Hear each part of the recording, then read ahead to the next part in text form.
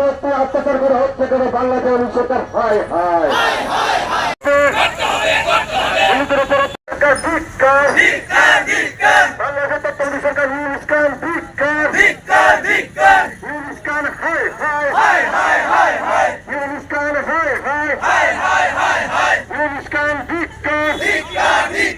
বাংলাদেশ সরকার হায় হায় বাংলাদেশ সরকার ছি ছি।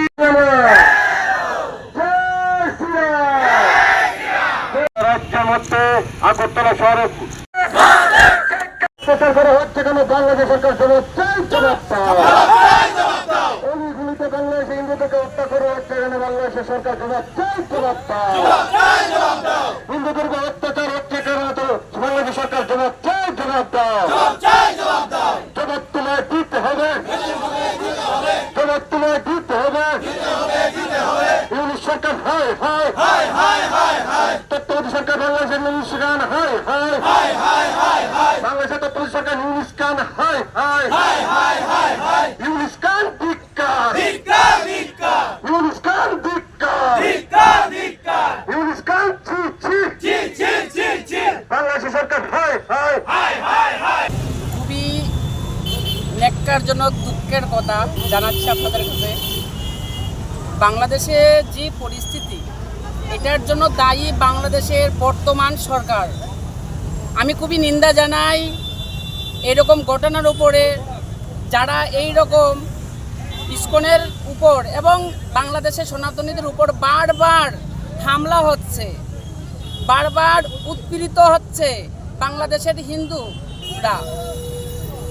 এটা কখনো মেনে নেওয়া যায় না। আজকে দেখুন সারা পৃথিবী জুড়ে ইসকনের কেমন প্রচার, আপনারা সবাই নিজে ভালো করে জানেন। আজকে দেখুন সবার হাতে তো স্মার্টফোন আছে, যে দিন আনে দিন খায়, তার হাতে স্মার্টফোন আছে, সবাই জানে ইসকনের ব্যাপারে। বাংলাদেশে আপনার কিছুদিন আগে বন্যা হলো এবং বন্যায় আপনার প্রত্যেকে, কোনো ভেদাভেদ নেই, প্রত্যেকেই খাবার বিলিয়ে দিচ্ছে ইসকন।